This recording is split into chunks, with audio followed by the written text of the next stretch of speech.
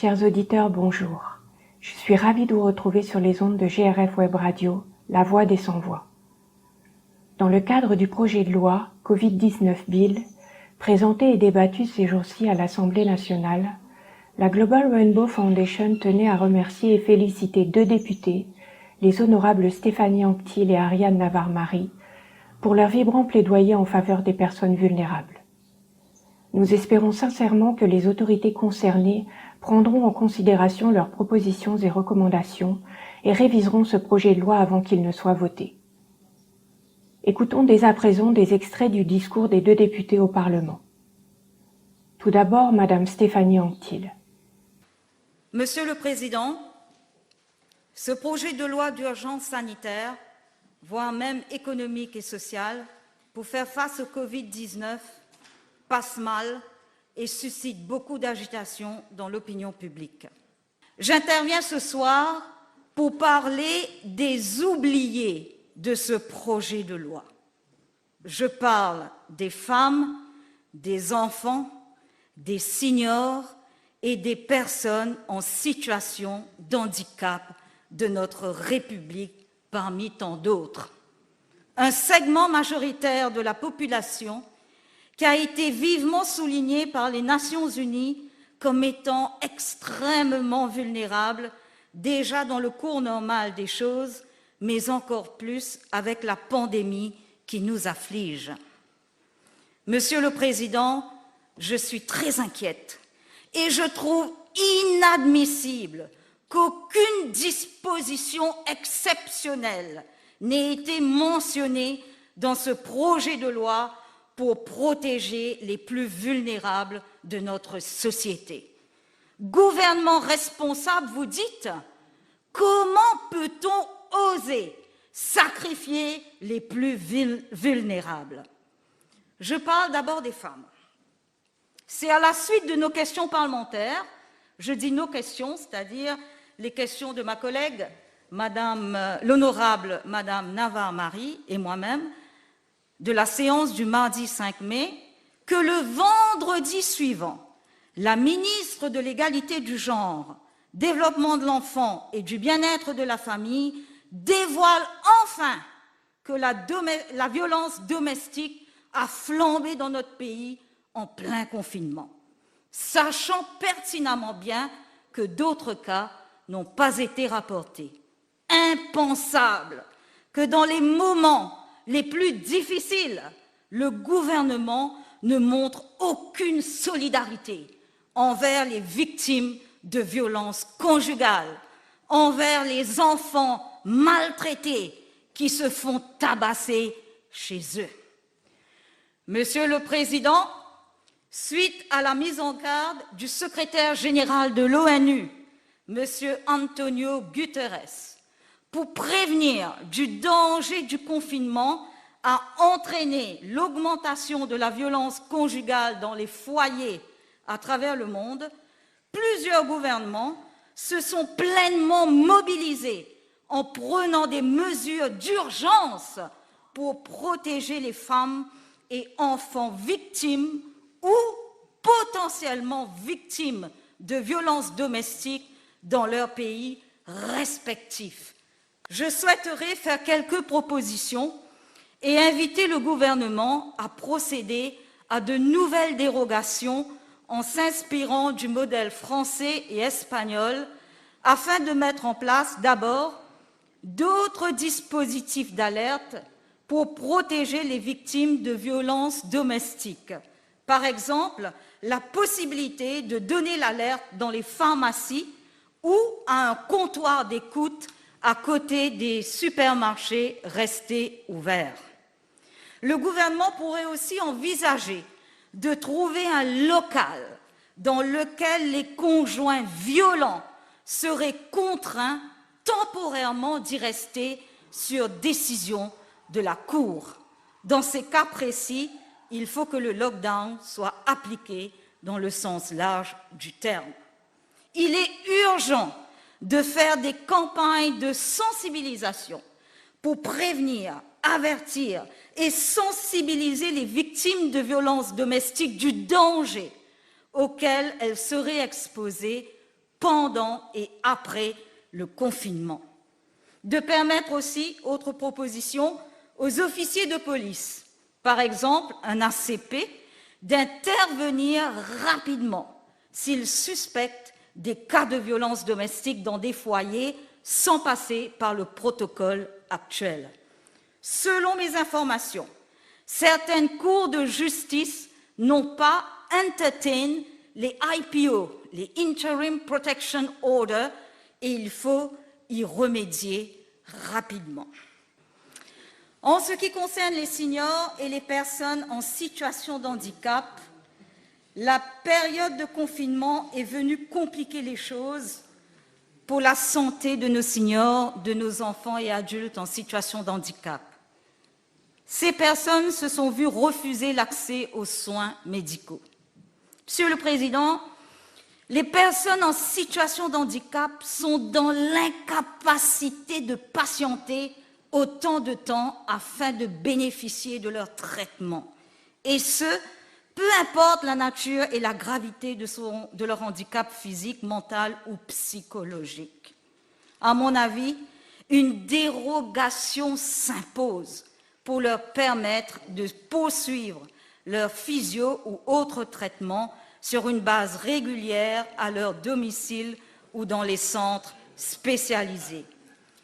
Toutes ces personnes ont souffert d'un grand manque d'information, d'isolement et de discrimination.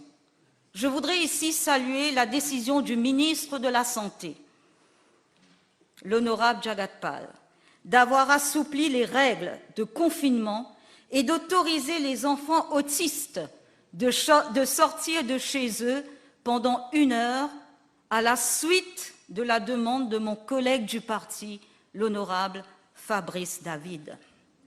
La distribution de pensions de vieillesse à domicile est une bonne initiative, malgré quelques manquements au niveau de la gestion.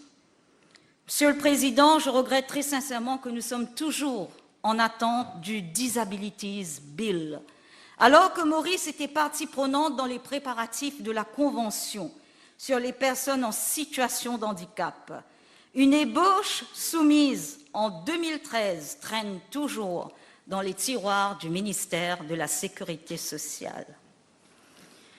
Maintenant, je voudrais conclure, Monsieur le Président. De par votre fonction de président du Parliamentary Gender Caucus et le Premier ministre, de par sa position de président du High Level Committee Against Domestic Violence, je suis sûre, du moins je l'espère, que les sujets abordés lors de mon intervention ce soir vous interpellent et que des modifications seront apportées à ce projet de loi pour inclure et protéger les plus vulnérables de notre République. Sans doute, la situation est difficile, mais dans une situation exceptionnelle, les vulnérables souffrent 2 fois plus que nous. Ils ne doivent en aucun cas être sacrifiés. Je vous remercie, Monsieur le Président.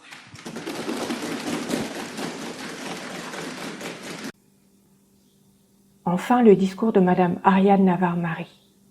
Je pense que tous les parlementaires sont en présence de pétitions venant des syndicats, de l'éminent professeur Parsouraman, de la Société des psychologues, de l'Observatoire de la démocratie et du secteur éducatif, dénonçant la manière de faire du gouvernement. Est-ce que le gouvernement a eu l'opinion des experts sur le timing et les modalités de la réouverture des établissements scolaires sans mettre en danger la sécurité sanitaire des élèves tout en ne pas discontinuer leur éducation? Quel est le protocole à adopter au cas où une personne malade doit voyager en bus ou métro pour aller à l'hôpital, mais la personne n'a pas de masque? Toutes ces interrogations méritaient et méritent toujours une bonne consultation avec les différents stakeholders. Mes remerciements vont également aux officiers de la sécurité sociale, menés sous la houlette de M. Ramjanan, qui a été au four et au moulin pour la distribution des provisions. Mais les critères d'éligibilité du gouvernement étant trop restreints, à savoir seuls ceux qui touchent le Carers Allowance et ceux qui sont sur le Social Register, une majorité de personnes vulnérables n'ont pu bénéficier de l'aide du gouvernement. Et il y en a beaucoup dans ma circonscription et ailleurs dans les autres circonscriptions. N'était-ce l'aide de certains députés qui sont venus en aide à ces personnes? Je ne sais pas ce qui serait arrivé. Les députés de l'opposition se sont démenés sans pour autant faire appel à la STC pour du riz et de la farine ou au Agricultural Marketing Board pour des pommes de terre et des oignons. Des enfants n'ont pu avoir à manger parce que certains se fiaient au repas fournis à l'école. Il est un fait également que des personnes en situation de handicap sont les plus touchées lors du confinement. Madame l'honorable Stéphanie Antil en a parlé hier. Seul un panier de provisions ne règle pas le problématique. Ils ont difficilement accès aux services et aux médicaments. Des malentendants arrivent difficilement à trouver des piles pour les appareils auditifs. L'accès aux soins, à cause de la distanciation sociale, les rend encore plus vulnérables. De plus, avec une mobilité réduite, elles ne peuvent souvent pas respecter la distanciation sociale, car des fois, elles ont besoin de l'aide d'une autre personne. Est-ce qu'il y a eu des consultations avec les organisations compétentes pour voir comment venir en aide de façon efficace à ces personnes pendant le confinement? Il y a eu une dérogation pour les enfants autistes, mais il faudrait en trouver également pour d'autres cas de handicap. Et pour cela, il fallait consulter les experts, Monsieur le Président, en entamant un dialogue pendant le confinement et l'après-confinement surtout. Par faute de temps, je ne vais pas mentionner la problématique des violences conjugales, le nombre de breach of protection orders et la maltraitance des enfants par ceux qui sont censés les protéger. L'honorable mademoiselle Antil en a longuement parlé hier. Nous avions toutes deux une question sur le sujet mardi dernier. Aucune disposition n'avait été prise pour fournir aux étudiants des groupes vulnérables des appareils, des tablettes électroniques, des tablettes digitales, des apprentissages. Donc les enfants vulnérables ont été négligés, n'ont pas eu de tablettes. Donc aucune disposition pour les forfaits d'installation d'Internet gratuit, par exemple, dans un esprit d'égalité des chances éducatives pour tous.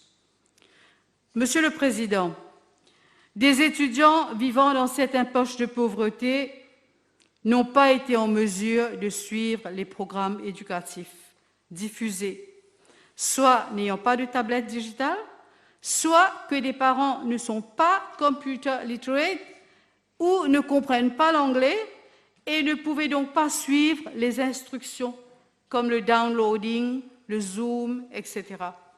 De plus, comme les manuels scolaires sont gardés à l'école, beaucoup d'enfants ont été pénalisés pendant le confinement.